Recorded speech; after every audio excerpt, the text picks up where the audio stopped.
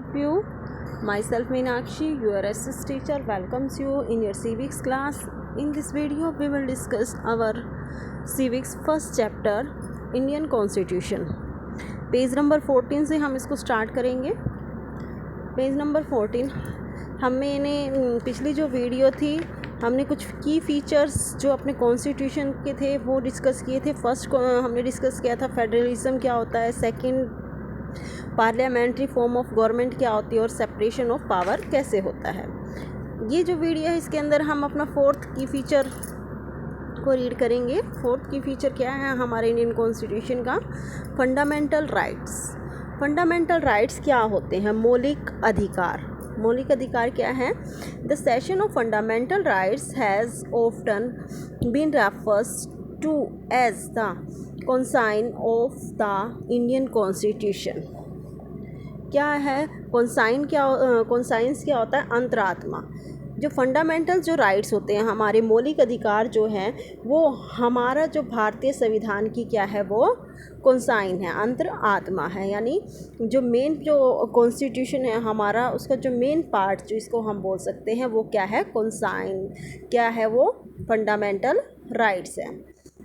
Colonial rule has created a certain species of the state in the mind of the nationalist, and they would want to assure that a set of written right would guard against the misuse of state power independent India.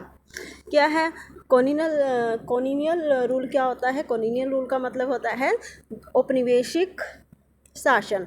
औपनिवेशिक शासन का मतलब क्या है? औपनिवेशिक शासन का मतलब ये होता है बच्चों, जैसे जब हम क्या गुलाम थे. औपनिवेशिक का मतलब क्या है? जब हम क्या थे? गुलाम थे. तो वो उसे हम क्या कहते हैं उस टाइम के रूल को हम क्या कह सकते हैं? कॉलोनियल रूल बोलते हैं. औपनिवेशिक शासन के दौरान राष्ट्रवादियों के दिमाग में राज्य के प्रति एक संदेह उत्पन्न कर दिया था. क्या संदेह था वो? इसीलिए राष्ट्रवादी क्या चाहते थे कि जब भारत क्या हुआ? स्वतंत्र हुआ. स्वतंत्र भारत में राज्य की सत्ता के दुरुपयोग से बचने के लिए हमें कुछ क्या मिलने चाहिए? फंडामेंटल राइट्स मिलने चाहिए. तो वो फंडामेंटल राइट्स का क्या हो? मिसयूज़ ना हो. तो यहाँ पर जो वर्ड मैंने जो पिछली जो वीडियो में थी मैंने उसके अंदर आपको स्टेट वर्ड का बताया था. स्टेट, यहाँ पर स्टेट वर्ड का मतलब ये नहीं है हम किसी राज्य को इससे लेते हैं. स्टेट वर्ड का मतलब क्या होता है? हम किसकी बात कर रहे हैं? पूरे देश के लिए भी हम क्या है स्टेट वर्ड का यूज़ करते हैं. यानी अब इंडिया क्या है? एक स्टेट है. जैसे पिछली वीडियो में मैंने बताया था नेपाल क्या है? एक स्टेट है. तो ये इनके लिए हम क्या है स्टेट शब्द का यूज़ करते हैं. तो इसीलिए हमारे संविधान में क्या है, हमारे जो अधिकार हैं उनका कुछ उल्लंघन न हो, इसीलिए हमारे संविधान में हमें कुछ रिटन राइट्स मिले हैं, उसी को हम फंडामेंटल राइट्स बोलते हैं. फंडामेंटल राइट्स देयरफॉर, जो फंडामेंटल राइट्स होते हैं मौलिक अधिकार होते हैं, therefore protect citizen against the arbitrary and absolute exercise of power by state. एरिप्रेट्स क्या होता है? मनमाने ढंग से, मतलब अपनी इच्छा से. क्या है? मौलिक अधिकार देश के सभी नागरिकों को राज्य की सत्ता के मनमाने और जो निरंकुश इस्तेमाल से बचाते हैं. जो हमारे फंडामेंटल राइट्स है वो हमें किस चीज़ से बचाते हैं कि सरकार क्या है अपना मनमानी न करे, क्योंकि हाँ इसीलिए हमें क्या है संविधान के अंदर कुछ अधिकार दिए गए हैं. The constitution thus guarantees the right of individual against the state as well as against other individuals. इस तरह संविधान राज्य और अन्य व्यक्तियों के समक्ष क्या है व्यक्तियों के अधिकारों की रक्षा करता है. यानी राज्य क्या करता है? हाँ, स्टेट और हमारे बीच जो भी इंडिविजुअल जो भी अधिकार हमें मिले हैं उनकी रक्षा हम कौन करता है? गारंटी कौन देता है? कॉन्स्टिट्यूशन उनकी गारंटी देता है कि कभी हमारे जो अधिकार है उनका उल्लंघन न हो. यानी कि जो हम मानते हैं कि देश के अंदर सर्वोच्च क्या है? सबसे ऊपर कौन है? गवर्नमेंट है. लेकिन कई बार क्या है गवर्नमेंट अगर किसी चीज़ का मिसयूज़ करती है ठीक है, वो हम किसी तरह से हमारा एक्सप्लॉयटेशन करती है, तो उसके लिए हमें क्या है, फंडामेंटल राइट्स दिए गए, यानी इनसे भी ऊपर क्या बनाए गए हैं, फंडामेंटल राइट्स बनाए गए हैं। तो वो फंडामेंटल राइट्स हमारे लिए है कौन कौन से, उसके बारे में रीड करेंगे हम। The fundamental rights in the Indian constitution include, कौन कौन से हैं फंडामेंटल राइट्स हमारे संविधान में, हमें मुख्य रूप से 6 मौलिक अधिकार दिए गए हैं। वो कौन कौन से हैं? फर्स्ट है right to equality, second right to freedom, third right against exploitation, fourth है right to freedom of religion, fifth cultural and educational rights, and sixth है राइट टू कॉन्स्टिट्यूशनल रिमेंडीज। तो फर्स्ट है हमारा राइट टू इक्वालिटी। क्या होता है? All person are equal before the law, this means that person shall be equally protected by the law of the country. क्या है? कानून की नज़र में सभी लोग क्या है, लॉ की नज़र में क्या है, सभी लोग क्या है, इक्वल है, समान है। लेकिन इसका मतलब क्या है कि सभी लोगों को देश के कानून का बराबर सुरक्षा प्रदान की जाए। यानी देश के अंदर जो कानून बनाया गया है, किस लिए बनाया गया है कि जो भी हमें क्या देता है, सुरक्षा प्रदान करता है। It also states that no citizen can be discriminated against on the basis of their religion, caste and sex, कि कभी भी किसी भी व्यक्ति के साथ किसी की धर्म के आधार पर, जाति के आधार पर या लिंग के आधार पर किसी के साथ किसी भी प्रकार का भेदभाव नहीं किया जा सकता। यानी चाहे कोई लड़का हो या लड़की, उसके आधार पर भी भेदभाव ना किया जाए। कास्ट सिस्टम के आधार पर भी कोई लोअर कास्ट और जो अपर कास्ट है उसके आधार पर भी भेदभाव न हो। Every person has access to all public places including playgrounds, hotels, shops etcetera. क्या है? सभी लोगों को, चाहे वो खेल का मैदान हो, होटल हो, दुकान हो, सभी जगह पर सभी को बराबर का अधिकार हो। मतलब चाहे होटल में जाने का अधिकार हो या किसी शॉप पे जाने का अधिकार हो या कोई प्लेग्राउंड है, पार्क है, उसमें भी क्या है, सभी लोगों को खेलने का समान अधिकार दिया जाता है। The state can not be discriminate against anyone in matters of employment. क्या है? ऐसे रोजगार के मामले में भी राज्य किसी के साथ किसी भी प्रकार का भेदभाव नहीं कर सकता। मतलब सभी को रोजगार मिलने की गारंटी भी क्या है, हमारा राइट टू इक्वालिटी एक हमारा फंडामेंटल राइट्स में आता है। But there are expectations to this that you will read about later in this book. The practice of untouchability has been also abolished. क्या है? इसके बारे में हम आगे पढ़ते रहेंगे। जो छुआछूत, अनटचेबिलिटी किसको बोलते हैं? छुआछूत, जो छुआछूत की प्रथा भी का भी उल्लंघन जो छुआछूत की प्रथा का भी उन्मूलन अब क्या कर दिया है, ख़त्म। एब्लोलिस्ट का मतलब क्या था? ख़त्म करना। उसको बिल्कुल ख़त्म कर दिया गया है। किसको ख़त्म कर दिया गया है? अनटचेबिलिटी को ख़त्म कर दिया गया है। वो ख़त्म कैसे हुई? क्योंकि हमें कौन सा अधिकार मिला? Right to equality. हमारा जो संविधान है उसमें शायद 13 से लेकर जो 13, 14 और 15 जो सेक्शन है उसके अंदर क्या है, fundamental rights, right to equality का जो सेशन है उसके बारे में हमें बताया गया है। नेक्स्ट है हमारा right to freedom. Right to freedom क्या होता है?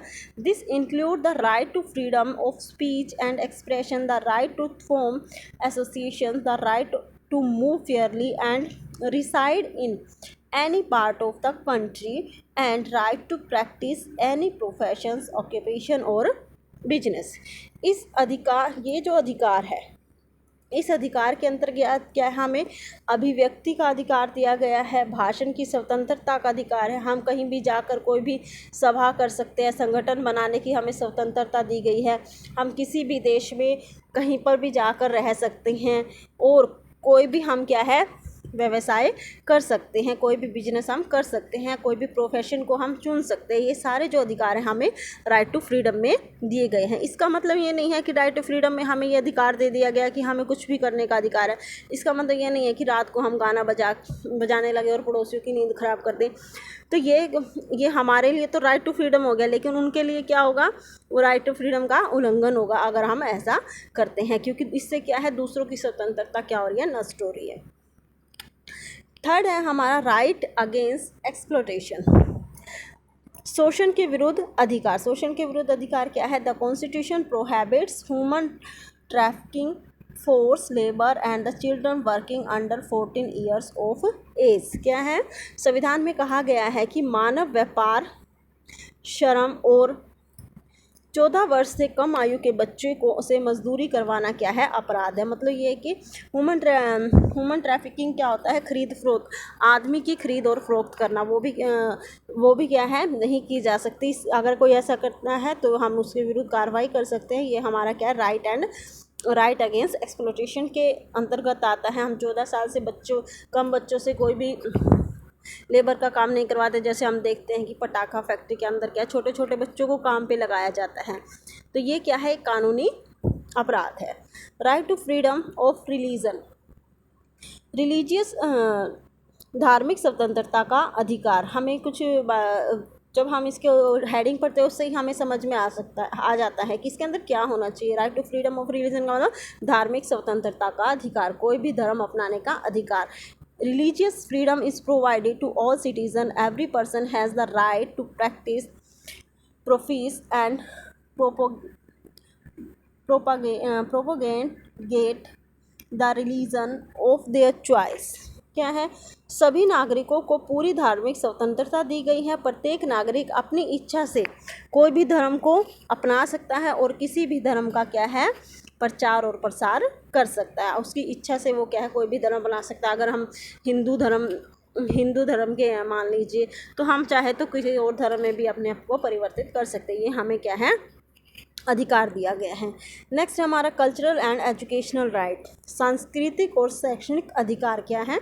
The constitution state that all minorities religious can set up their own educational institution in order to preserve and develop their own culture.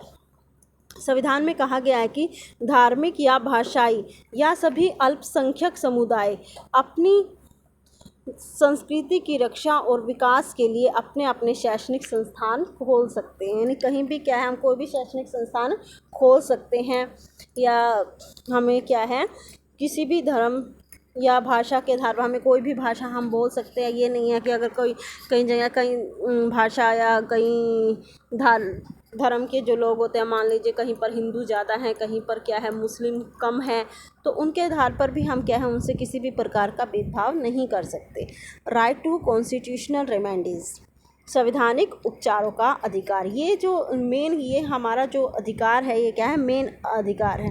क्या है? क्यों है मेन अधिकार? क्योंकि ये जो हमारे 5 हमने राइट्स पढ़े हैं, right to equality, right to freedom, right against exploitation, right to freedom of religion, cultural and educational जो राइट हैं हमारे, वो इन सभी की रक्षा के लिए हमारा नेक्स्ट जो है right to constitutional remedies act अधिकार बनाया गया है।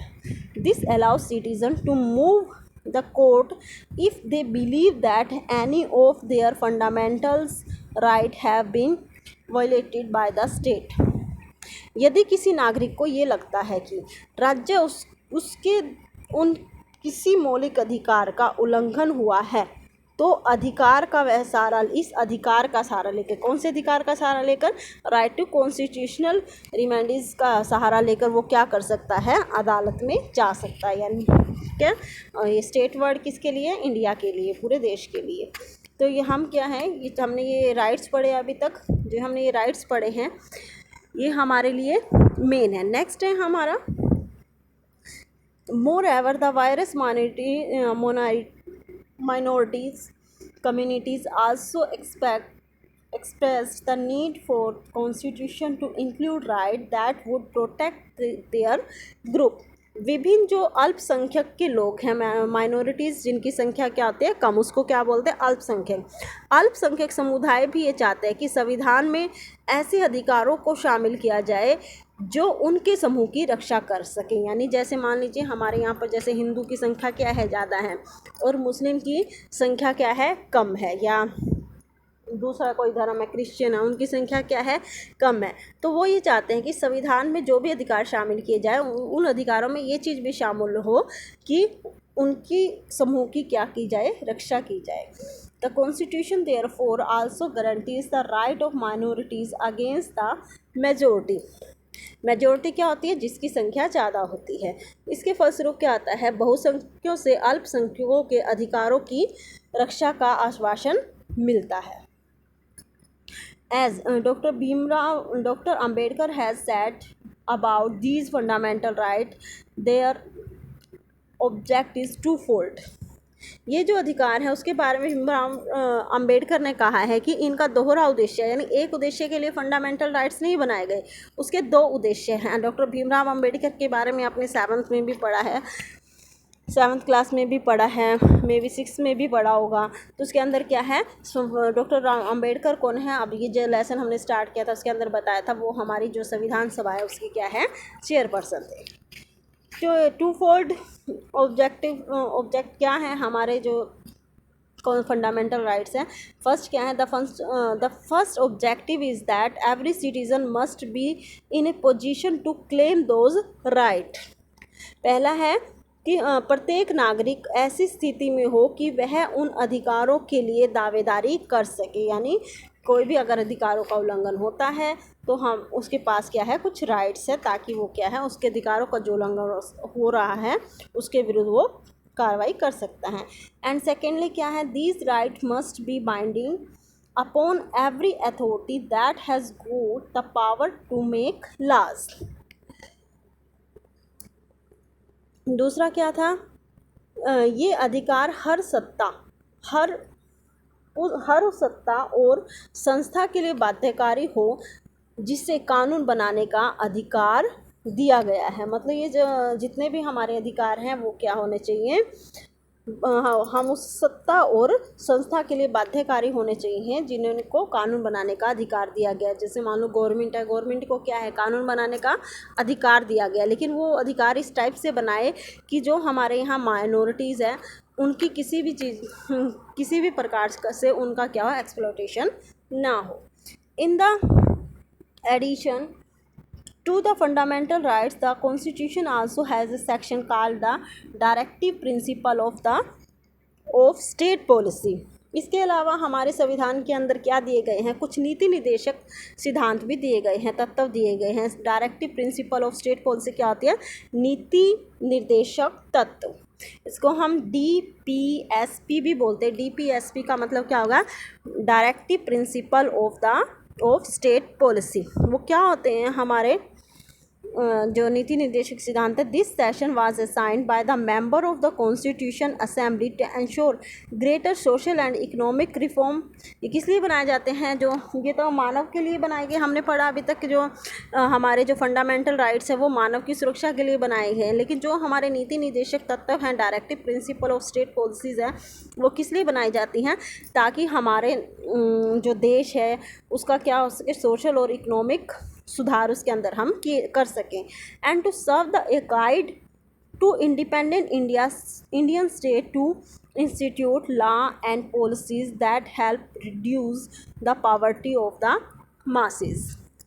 वे चाहते हैं कि स्वतंत्र भारतीय राज्य की गरीबी दूर करने वाले कानून और नीतियां बनाते हुए इन सिद्धांतों को मार्गदर्शक के रूप में हम हमेशा अपने सामने रखें। मतलब जब भी हम क्या है कुछ भी बनाएं, मान लो कोई भी लॉ अगर हम बनाते हैं तो मेन चीज़ को हम क्या रखें, ध्यान में रखें, क्या उन किसी भी व्यक्ति क्या किसी भी देश का क्या हो, सामाजिक और आर्थिक सुधार उसके अंदर लाया जा सके।